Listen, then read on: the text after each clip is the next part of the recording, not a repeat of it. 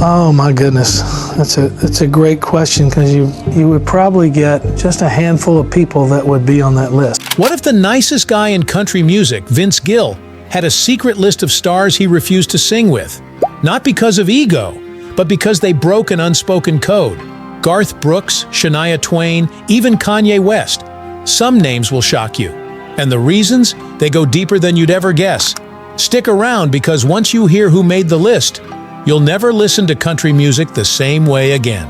They called him the poet of country music, the gracious craftsman with a soul steeped in sincerity. But behind that disarming smile, could there have been a storm quietly brewing? What if Vince Gill, the man fans adored for decades, held more than just melodies in his heart? What if he carried a mental record of disappointments, rivalries, and choices that still echo through Nashville's golden halls?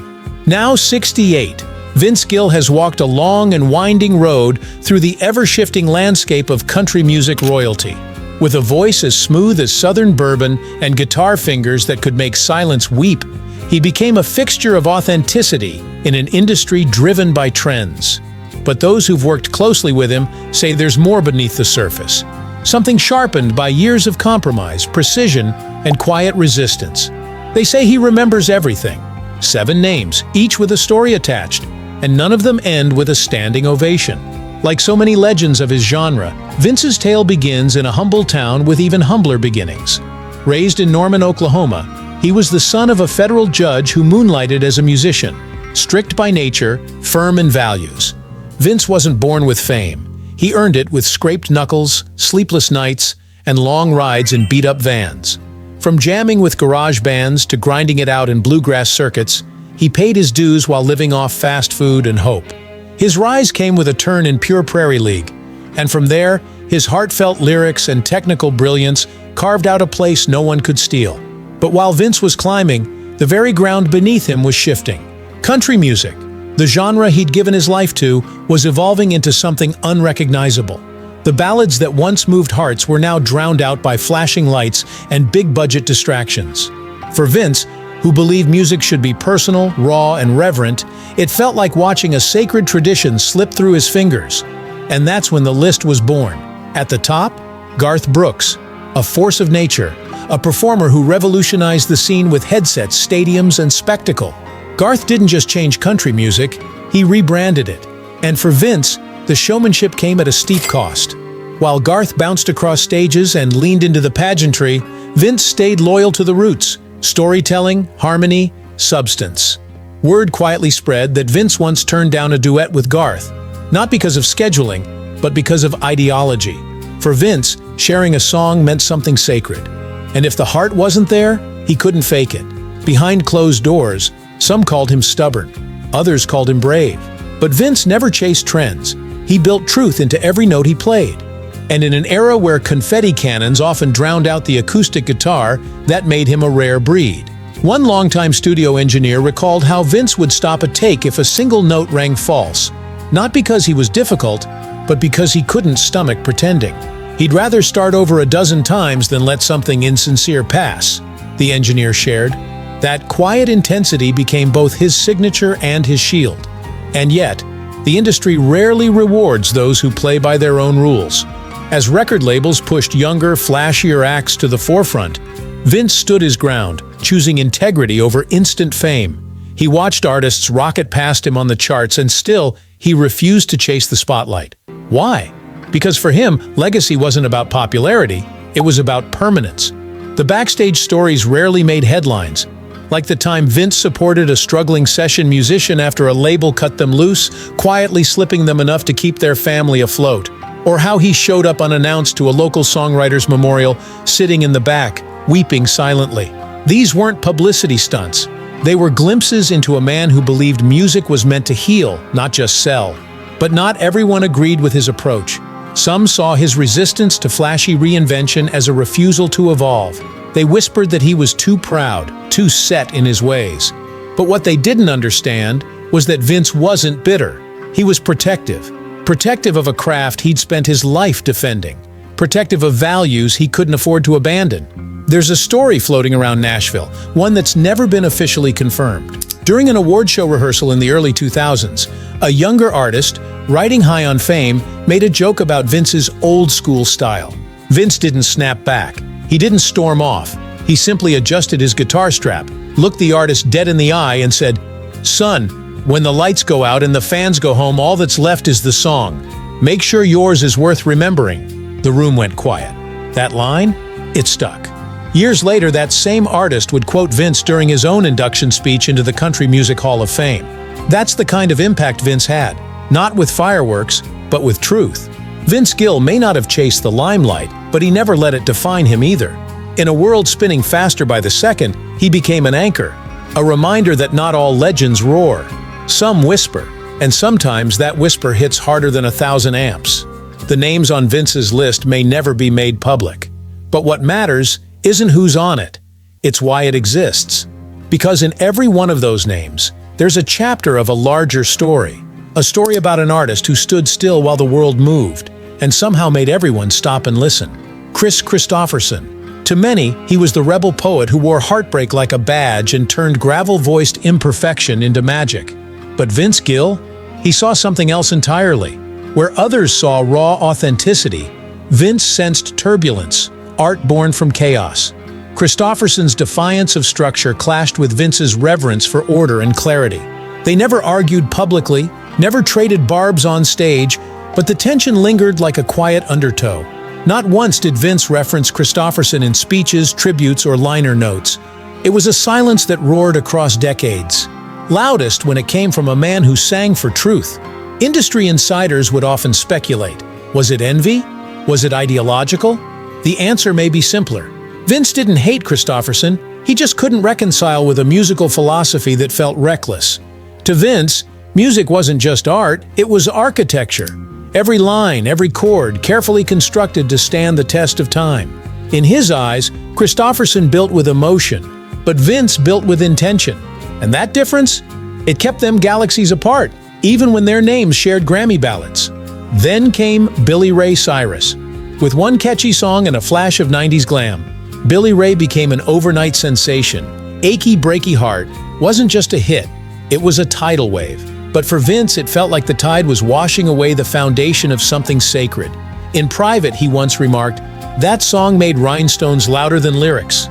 It wasn't meant to be cruel. It was heartbreak disguised as humor, a joke told to ease the ache of watching your genre morph into something unrecognizable. The two men never shared a stage. No collaborative tour, no surprise duets, not even a handshake caught on camera. It wasn't animosity, it was divergence. Billy Ray represented the rise of image-first country. Vince had built his legacy on introspection and storytelling. One chased the charts, the other chased meaning. And sometimes those paths don't cross. They collide and veer away. Yet it was Shania Twain who may have hurt the most, not through action but through evolution.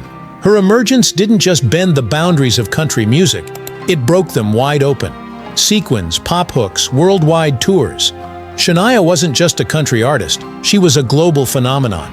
But for Vince, who had held on to the soul of traditional country like a lifeline, it felt like watching a sacred oath rewritten in glitter ink. He never criticized her publicly, never mocked her transformation, but he also never joined the chorus of praise. At award shows, his applause was polite but measured, no tributes, no covers, just a knowing look that spoke louder than words. To Vince, Shania's success marked a turning point, a moment when story gave way to spectacle. And while the world celebrated, Vince stood still, watching the genre he'd bled for change shape before his eyes. Behind the scenes, some whispered that he was resistant to change, that he couldn't accept evolution. But the truth was more layered. Vince didn't fear progress. He feared losing the honesty that had always made country music feel like home. And when that honesty was blurred by stage fog and studio tricks, he couldn't pretend it was the same song. Then came Jason Aldean, a new generation, a new energy. Bro country had arrived, and it was loud. Songs about trucks, late-night parties, cold beer, and sun-kissed flings topped every chart. Aldean became the face of a booming subgenre, and crowds followed. But Vince, who believed lyrics should wound and heal in the same breath, couldn't find himself in the noise. He declined award show appearances where Aldean was being honored. He quietly stepped back from festivals that turned into tailgate parties rather than sacred musical gatherings. It was never personal. In fact, Vince often said he admired hard work, regardless of sound. But admiration didn't mean alignment. Aldean's rise felt like a shift Vince couldn't and wouldn't chase. And so with each name added to the silent list, Vince's world grew quieter. Not bitter, not vengeful, just quiet. Like a craftsman who watches others decorate the house he built, only to realize it no longer resembles the home he remembers. He wasn't looking for validation. He was guarding something deeper, a lineage, a philosophy, a sound born in stillness, not spotlights. What's most fascinating is that Vince never once condemned these artists out loud. No interviews filled with bitterness, no memoirs lined with grudges. Instead, he let the distance speak. The collaborations that never happened, the stages never shared, the tributes never voiced. And in that absence, a story formed, one that fans and peers slowly began to piece together, because sometimes silence carries more weight than a scream. And Vince's silence? It was an elegy for a genre he loved too deeply to let go without mourning. Even those who disagreed with him couldn't deny the integrity behind his choices. He wasn't chasing relevance, he was preserving reverence. And in doing so, he became both a relic and a rebel. A man out of step with the times, yet always in tune with something timeless. While the industry charged forward, Vince stood his ground.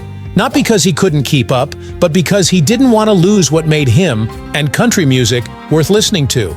Kanye West. A name light years from the dusty backroads of Nashville, yet somehow, his shadow loomed large in Vince Gill's quiet crusade for musical authenticity. Vince never once spoke Kanye's name in public, but when West crowned himself the greatest artist of a generation, Vince's response was silence. Not out of fear or indifference, but because the gulf between them didn't need commentary.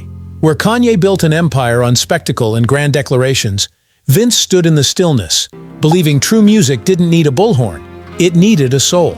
Behind that silence was a message louder than any headline. For Vince, music was a sacred covenant, not a commercial playground. He watched from a distance as artistry gave way to personality-driven chaos, never clapping back, never lashing out, just walking the other way. He didn't want to compete with the noise, he wanted to protect what mattered. While the world swirled in drama and declarations, Vince picked up his guitar and let the strings speak instead. The story takes a heavier turn with Travis Tritt. Both men were 90s titans, cut from similar cloth but sewn with very different threads.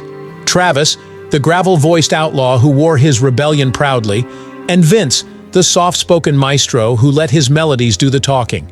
During a charity event, Vince casually remarked that some outlaw types couldn't pen a verse if their life depended on it. The words weren't aimed, but they landed.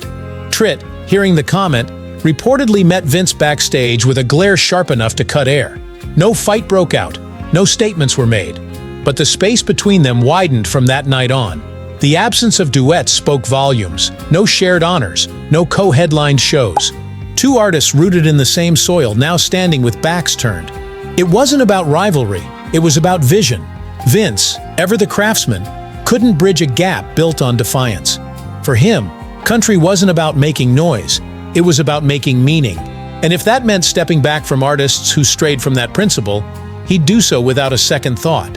Each name he never said, each hand he never shook, wasn't part of a feud, it was part of a philosophy, a map of musical roads not taken. Vince's list wasn't built on bitterness, it was built on heartbreak. Each silence, each skipped collaboration, marked a moment when the genre he loved seemed to slip a little further from its roots. And so, while others took the spotlight and chased streaming numbers, Vince chose to perfect the craft in solitude. He stayed in the studio, polishing lyrics until they wept and guitar parts until they breathed. There were no call-outs, no interviews railing against the industry's direction. He simply declined. Declined the awards, the red carpets, the televised tribute shows that didn't feel quite right anymore. He knew the music was shifting, and rather than fight the tide, he stood still and let the waves pass by. And maybe that stillness, that refusal to engage in the circus, is what made him the genre's last guardian. Vince didn't want to be remembered for loud opinions or trending moments. He wanted to be remembered for songs that made people feel something real. In a world growing louder by the second, He became country music's quiet conscience. But for all his restraint, Vince Gill's life was far from modest. He built a fortune on his own terms, not through controversy, but through consistency. Over the years, he amassed a collection of rare guitars and drove through Tennessee in a fleet of luxury vehicles that included a vintage Mercedes SL, a Bentley Continental, and a custom Lincoln Navigator.